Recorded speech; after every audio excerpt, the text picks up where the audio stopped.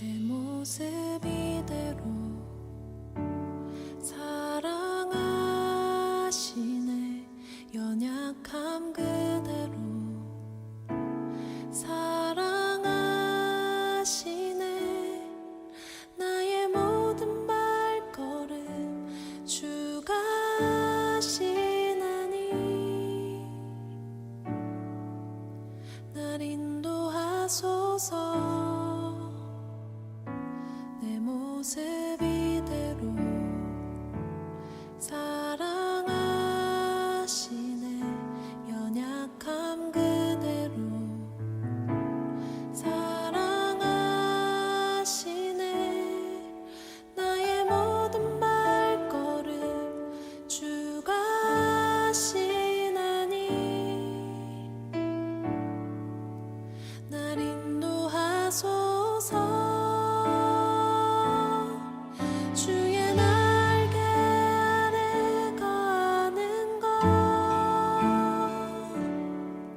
주의 임재 안에 거하는 것, 나의 가장 큰 소망, 나의 가장 큰 은혜. 주와 함께 동행하는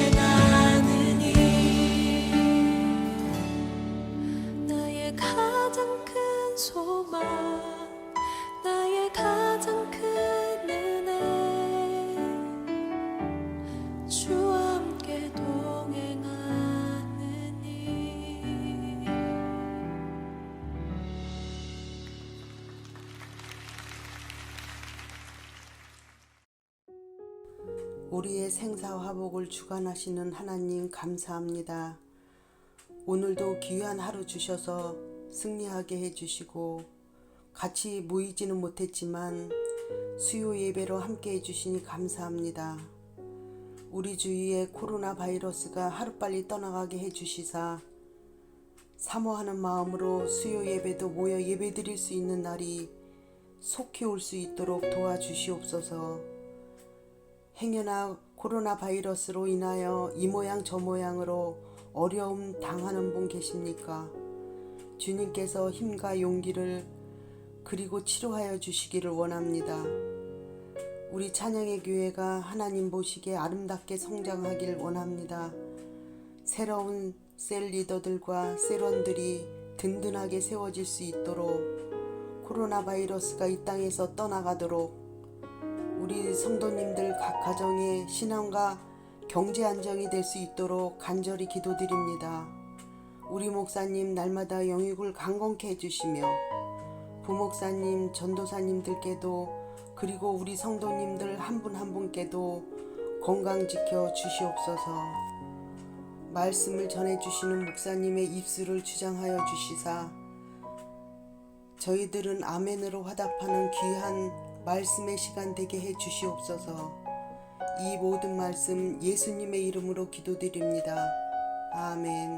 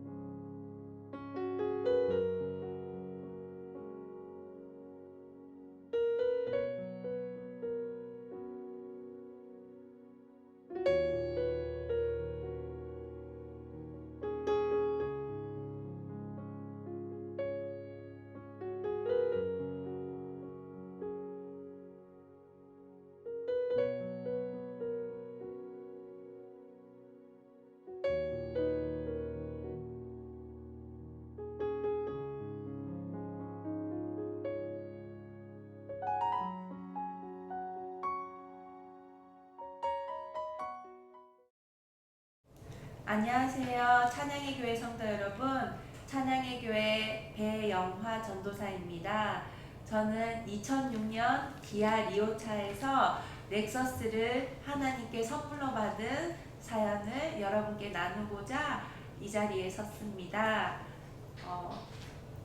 처음에 기아 리오는 사모님을 통해서 찬양의 교회 담임 목사님의 사모님을 통해서 선물로 받게 되었습니다.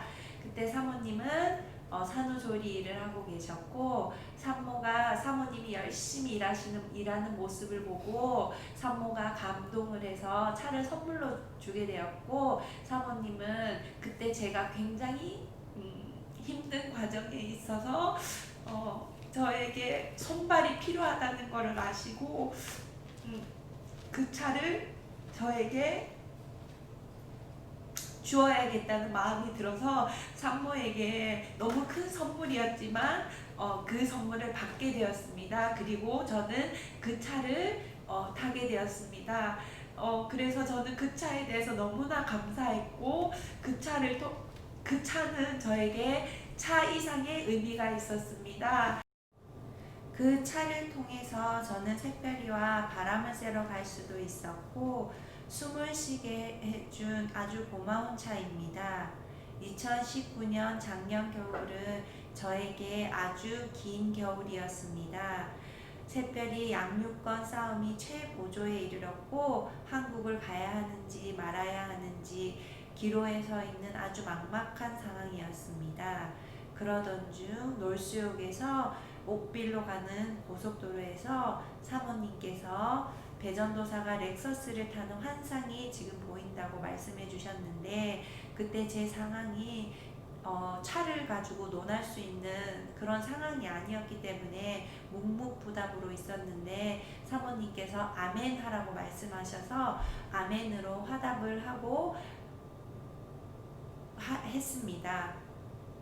그리고 올해 5월경 사모님께서 렉서스 주인이 집에 돈 뭉치를 가지고 들어오는 꿈을 꾸셨습니다. 그리고 며칠 후 사모님, 저 목사님 이렇게 밖에 외출을 나가는데 렉서스 주인이 갑자기 전화가 와서 집으로 가겠다고 해서 저희들은 서둘러 집으로 돌아왔습니다.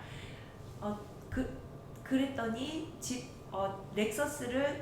차를 선물로 그 당시 준다고 해서 저희들은 너무 좋아했는데 저는 이게 꿈인지 생신지 정말 그렇게 하는 상황이었습니다. 그 당시 현대차 페리쉐이드를 선물로 준다는 얘기도 있었고 여러 차종이 이야기가 나왔었는데 결국은 신실하신 하나님께서 보여주신 그대로 렉서스를 선물로 받게 해주셨습니다. 모든 등록 비용부터 이종 비용 모든 비용을 렉서스 차 원차 주인이 냈고 저는 그냥 차만 선물로 받게 되었습니다.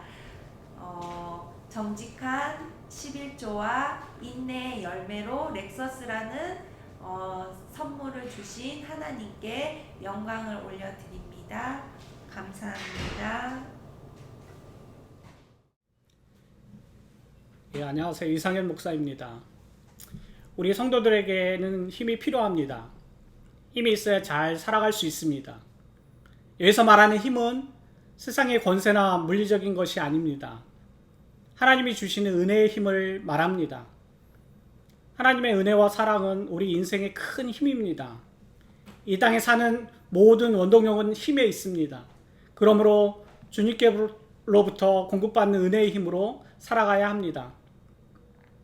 우리가 전도할 수 없다는 것은 전도할 힘이 없는 것을 말합니다.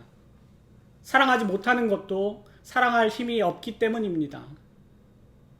그렇습니다. 힘이 있어야 목회도 합니다. 힘이 있어야 믿음 생활을 잘 할 수 있는 것입니다. 아무리 어떤 것을 준비하고 계획해도 힘이 없으면 감당할 수가 없습니다. 그러므로 우리 성도들은 먼저 힘을 가져야 합니다. 여호와를 만난 사람은 새 힘을 얻습니다. 여러분들 오늘 본문의 주인공인 삼손도 힘의 상징입니다. 누구나 힘이 있으면 삼손과 같이 힘이 세다라고 말합니다. 그는 사사였습니다. 여러분들 당시에는 왕도 선지자도 없었기 때문에 사사가 왕과 선지자의 역할을 감당하는 특별한 사람이었습니다. 그러므로 사사는 하나님께로부터 힘을 얻어서 이 땅을 다스리는 독특한 직분자입니다. 많은 사사 중에서도 삼성은 가장 힘 있는 자였습니다. 그의 힘은 대단했습니다. 여호와의 신에 크게 감동되어 손에 아무것도 없어도 사자를 염소 새끼 찢은같이 죽였습니다.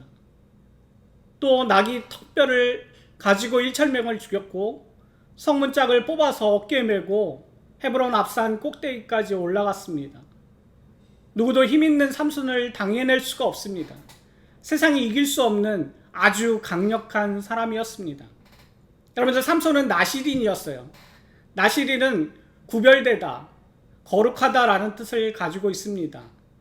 나시린은 하나님의 말씀으로 살아가는 자들입니다. 오늘날로 말하면 거룩하게 구별된 성도들의 모습입니다. 여러분들, 나시린은 몇 가지 금지해야 할 조항들이 있습니다. 첫 번째는 머리를 자르지 않아야 합니다. 이는 하나님께로부터 왔으니 세상의 즐거움에 빠지지 말라는 것입니다. 둘째로 시체를 만지지 않아야 합니다. 이는 더러운 것을 구별하라는 것입니다.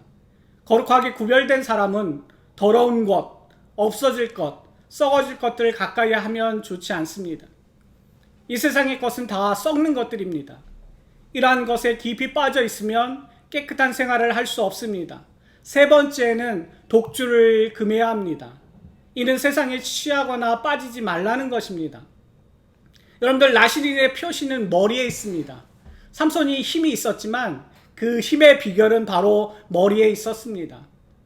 이는 하나님의 능력, 그분이 주시는 힘으로 살아가야 하는 자의 모습입니다. 그런데 오늘 본문의 주인공인 삼손이 머리카락을 잘렸습니다. 즉 하나님을 떠난 것입니다. 그는 힘을 잃고 말았습니다. 그래서 원수들 앞에서 두 눈이 빠지고 맷돌 돌리는 시세가 되고 말았습니다. 세상에서 가장 비참한 존재가 되고 말았습니다. 하나님을 떠나서 힘을 잃어버렸기 때문입니다. 우리가 세상에서 힘을 잃고 실패하는 이유가 무엇입니까? 하나님과의 관계가 단절되기 때문입니다. 사랑하는 여러분, 머리카락이 잘리지 않기를 바랍니다. 어떤 사람은 일을 하다가 또 어떤 사람은 일상생활 중에 머리를 잘리는 사람들이 있습니다. 성도로서 어디에서나 구별된 거룩한 삶을 살아가야 합니다. 그러기 위해서는 힘을 잃지 말아야 합니다. 이 힘은 바로 하나님과의 관계에서 나오는 것입니다. 오늘 본문 중에 첫째로 삼손이 머리카락이 잘리는 결정적인 이유가 무엇입니까? 바로 드릴라를 사랑했기 때문입니다.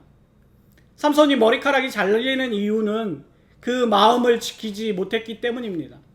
그 마음을 드릴라에게 뺏겼기 때문입니다. 여러분들, 드릴라는 세상, 썩어짐, 쾌락의 상징을 뜻합니다. 우리 성도들의 마음도 빼앗으려는 존재가 있습니다. 마음을 빼앗기지 말아야 합니다. 우리의 마음속에 있는 드릴라를 찾아야 합니다. 오늘 본문 15절 말씀에 드릴라가 삼손에게 이르되 당신의 마음이 내게 있지 아니하면서 당신이 어찌 나를 사랑한다 하느냐라고 하면서 마음을 파고들었습니다. 여러분들, 드릴라에게서 자신을 지키는 것은 마음을 지키는 것을 의미합니다. 마음을 세상에 빼앗기고 지키지 못하니 하나님이 주신 힘을 상실할 수밖에 없는 것입니다. 또한 16절에 날마다 그 말로 그를 재촉하여 졸음해 삼손의 마음이 번뇌하여 죽을 지경이라고 했습니다. 여러분들, 힘은 단순한 데 있습니다. 어떤 사람은 요즘 사는 것이 죽을 지경이라고 말합니다. 사실 무엇 때문에 죽을 지경입니까? 드릴라, 즉 세상에 빠져서 즐거울 것 같은데 결국은 번뇌하여 죽을 적이라는 말이 나오게 되는 것입니다. 우리의 마음을 지켜야 합니다. 드릴라에게 뺏기지 않도록 해야 합니다. 그럼 내 속에 파고 들어오는 드릴라는 무엇입니까? 그것은 세상 욕심입니다. 아마 명예일 것입니다. 바로 물질입니다. 신앙을 방해하는 것들입니다. 성도들은 드릴라를 받아들이지 말아야 합니다. 마음과 신앙을 순수하게 잘 지켜야 합니다. 오늘 본문에 번뇌했다는 것은 마음이 나뉘어졌다는 것을 뜻합니다. 여러분들 하나님께 반, 드릴라에게 반 이렇게 마음이 나눠지니 번뇌하고 고통스러울 수밖에 없는 것입니다. 마음을 먼저 복된 쪽으로 돌려야 합니다. 여러분들 우리의 마음속에 드릴라라는 세상의 것이 한번 침투하면 마음이 나누어지게 됩니다. 힘은 마음에서 나옵니다. 마음이 나누어지면 기도가 안 됩니다. 예배에 성공할 수가 없습니다. 이렇게 마음이 나누어져 있는데 원수인 블레셋을 어떻게 이길 수 있겠습니까? 힘을 잃어버린 사람은 결코 은혜를 누릴 수 없게 되는 것입니다. 둘째로 그런 마음을 드릴라에게서 지킬 수 있는 비결은 무엇입니까? 소극적으로 말하면 드릴라를 못 들어오게 하는 것입니다. 다시 말해서 또한 적극적으로 말하면 하나님을 사랑하는 것입니다. 이것이 마음을 지키는 방법입니다. 하나님을 사랑하면 다 됩니다. 사람은 두 가지를 다 할 수 없습니다. 한쪽을 사랑하는 사람은 다른 한쪽을 소홀히 할 수밖에 없습니다. 이것이 사람의 이치입니다. 여러분들, 그러니 아내를 2명 둔 사람은 이리 갔다 저리 갔다 하나 정신이 없어요. 힘을 잃습니다. 마음이 나누어 있기 때문입니다. 아무것도 할 수가 없어요. 비난만 받습니다. 여러분들, 성경에 솔로몬이 그랬습니다. 그는 아내를 1000명을 두었어요. 제정신이 아니었습니다. 그러니 나중에는 하나님을 잘 섬기지 못하고 그 영화로움과 풍성한 은혜를 잃어버리고 살게 된 것입니다. 그렇습니다. 세상적인 드릴라가 우리 마음속에 들어오지 못하게 지키는 것은 하나님을 사랑하는 것입니다. 이 사랑의 힘이 원천입니다. 사랑하는 성도 여러분, 정말 하나님을 사랑하시기 바랍니다. 그럼 하나님을 사랑하는 것이 무엇입니까? 첫째로 인간을 사랑하는 것, 즉 영혼을 사랑하는 것을 뜻합니다. 영혼을 사랑하게 전도하는 것입니다. 성경은 하나님을 사랑하는 것과 이웃 사랑하는 것을 말하고 있는데 그것이 곧 영혼을 구원하는 것입니다. 불쌍한 영혼이 천국을 가도록 인도하는 것이 바로 사랑인 것입니다. 영혼 구원을 위해 노력하면 하나님을 사랑하게 되고 세상에게는 관심이 없어지게 됩니다. 여러분들, 세상인 드릴라에게 빠지니 자꾸 번뇌하게 되는 것입니다. 주님이 오시는 그날까지 하나님을 사랑하며 살아가시기 바랍니다. 여러분들, 지금 비대면으로 볼 수는 없지만 우리 한번 따라해 보시기 바랍니다. 하나님을 사랑하자, 이웃을 사랑하자, 고백한 대로 사시기 바랍니다. 이것은 곧 영혼을 구원하는 것입니다. 여러분들, 영혼을 구원하는 사람이 순수합니다. 자신을 잘 지키는 자입니다. 날마다 기쁨과 확신 속에 살아갑니다. 드릴라에게는 관심이 없습니다. 무슨 일을 해도 하나님을 사랑하는 마음이 없이 하는 것은 능력이 될 수 없습니다. 힘을 가지지 못하기 때문입니다. 두 번째, 하나님을 떠나지 않는 것입니다. 성도들은 머리가 유지되어야 합니다. 곧 거룩과 성결을 지키고 사명을 잊지 말아야 합니다. 여러분들, 하나님을 떠나면 곧 은혜를 잃어버릴 수밖에 없습니다. 여러분들, 힘을 잃게 됩니다. 오늘 본문 20절에 삼손이 전과 같이 나가서 몸을 떨치리라 하였으나 여호와께서 이미 자기를 떠나신 줄을 깨닫지 못하였다라고 했습니다.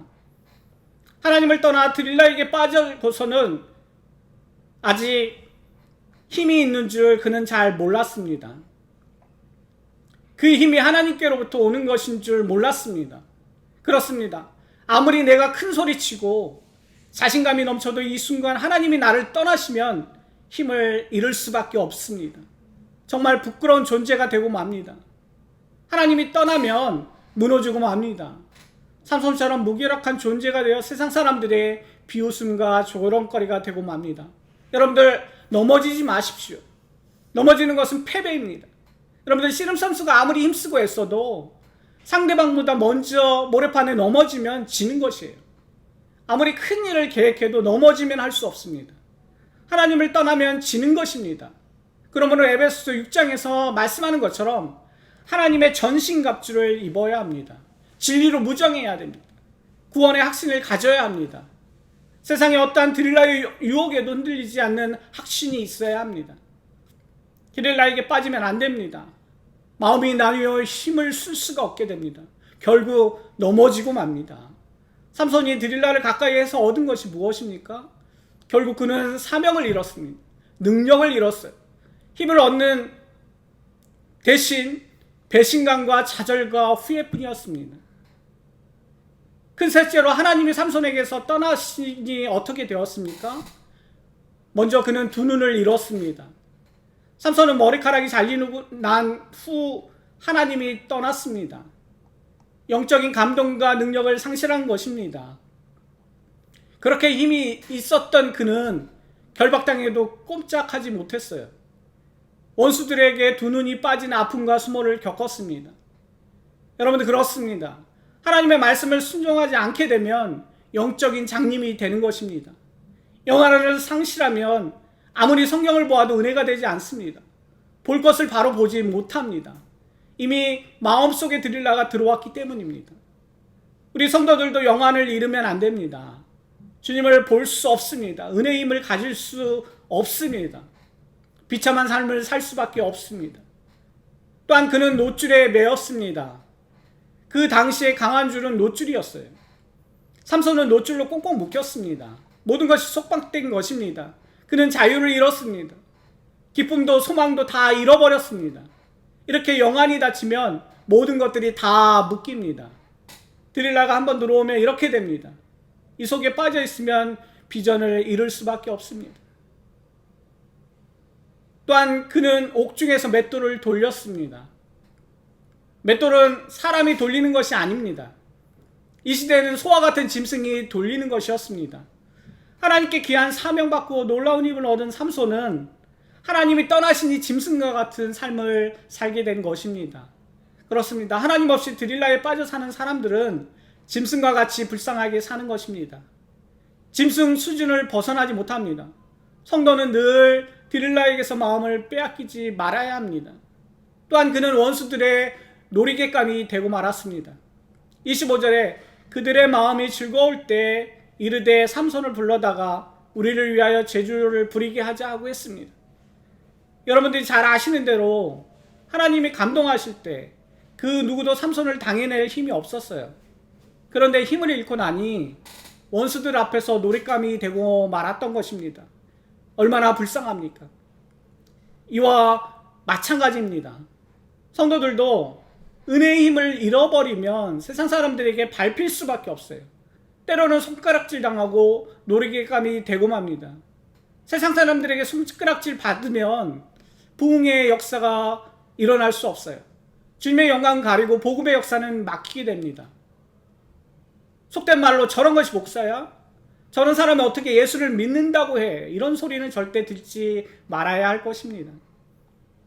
하나님이 우리에게 주신 은혜의 힘을 잃어버리면 안 돼요. 삼손은 하나님을 즐겁게 하는 것이 아니라 마치 서커스단이 재주 부리는 것처럼 원수들을 즐겁게 하고 있습니다. 왜냐요? 힘을 잃어버렸기 때문입니다. 드릴라를 사랑했기 때문이에요. 드릴라는 처음에는 좋게 보여도 우리의 신앙을 빼앗는 것입니다. 결국 우리를 망하게 하는 것이에요. 여러분들 세상인 드릴라를 사랑하지 마십시오. 더욱 하나님만을 사랑하시기 바랍니다. 여러분들 목사는 목사가 가지고 있는 힘이 있어요. 성도는 성도가 가진 힘이 있어요. 그럼 성도들의 힘이 무엇입니까? 그것은 바로 은혜입니다. 영성이에요. 능력입니다. 이 힘이 떨어지면 세상에 밟힐 수밖에 없습니다. 세상에 놀이개감이 되고 맙니다. 요즘 교회가 목사, 장로, 성도들이 얼마나 세상의 조롱거리가 되어가고 있어요. 우리가 먼저 정신을 차려야 합니다. 다시 힘을 회복해야 돼요. 은혜와 사랑을 회복해야 합니다. 그러면 어떻게 하면 드릴라를 내쫓고 다시 힘을 회복할 수 있을까요? 첫째는 주께 나가 부르짖어야 합니다.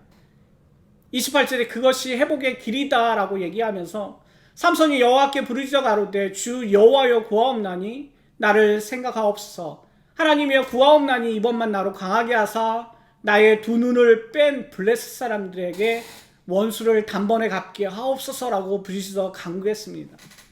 사랑하는 성도 여러분, 무엇이 여러분들을 답답하게 합니까? 무엇이 안 됩니까? 하나님 앞에 나와 부르짖으시기 바랍니다. 기도해야 됩니다. 그러면 분명히 회복되어질 거예요.